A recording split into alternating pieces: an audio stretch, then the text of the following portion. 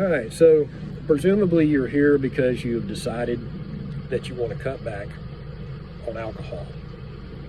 I'm going to tell you how to do it in 5 easy steps, and I'm going to jump into it right now.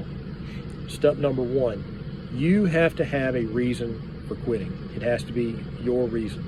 It can be a psychological reason, it can be a physiological reason, it can be a legal reason, whatever it is. It could be a monetary reason. It's got to be your reason and nobody else's.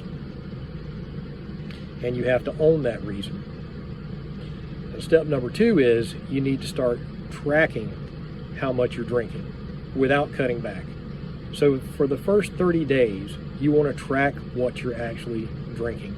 And the easiest way to do that is to download one of the many apps that are out there that will track alcohol usage. The one that I use is called Drink Control. And basically you enter the type of alcohol, the amount, the brand, whatever. And if you know the price of it, you can enter the price too if you want to keep track of how much money you're spending. And it'll keep track and show in graphic form how much alcohol you're actually consuming. And then you can compare that amount to what the international standards are for what is considered moderate drinking. What you're going to find is that you drink a lot more than you think you do, and you drink a lot more than what the international standards say are moderate drinking.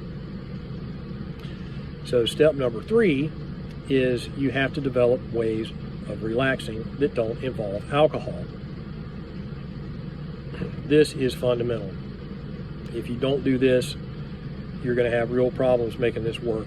You're probably not going to cut back. You're probably not going to quit if you don't have something to replace the stress relieving effects of alcohol. As adults, we use alcohol to relieve stress. If you don't have techniques in place to relieve stress other than alcohol, guess what? You're probably going to go back to it.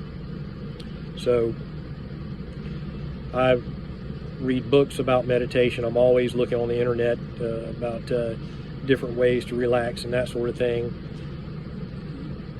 Find out whatever it is that works for you to develop relaxation techniques. Could be exercise, could be yoga, could be transcendental meditation, could be prayer, whatever that is. You need to find what you're going to replace the stress relieving effects of alcohol with. Now that brings me to step number 4. Step number 4 is a little difficult for some people, but what it boils down to is you're going to plan for how the new you, the non-alcoholic drinking you, interfaces with the rest of the alcohol drinking world. In other words, when you go to a bar, what kind of drink is going to be sitting in front of you?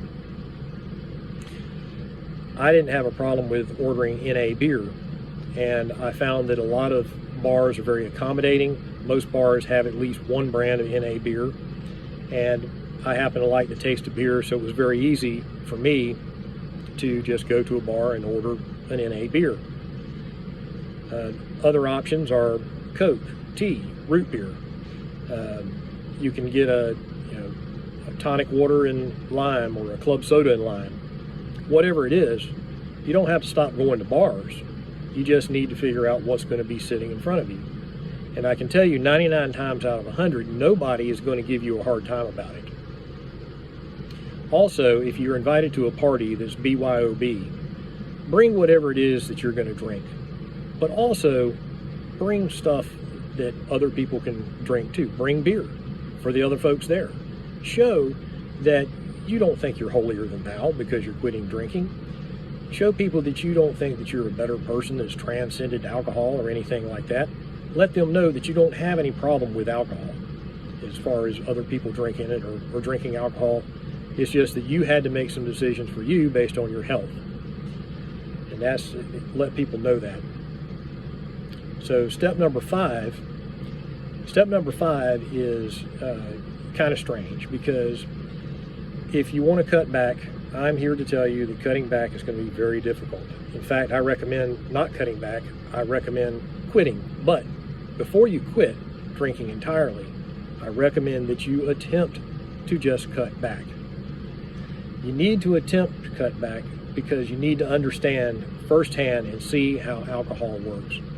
What you're going to find out is that if you are somebody that drinks 4 drinks in a day, then when you try to cut back to 2 drinks in a day, you might be successful for a while, but you're probably going to go right back to drinking 4 drinks in a day. I saw this happen with myself, and I was becoming frustrated with it, and I quickly learned that when you have alcohol involved in trying to cut back or quit, alcohol makes it much more difficult.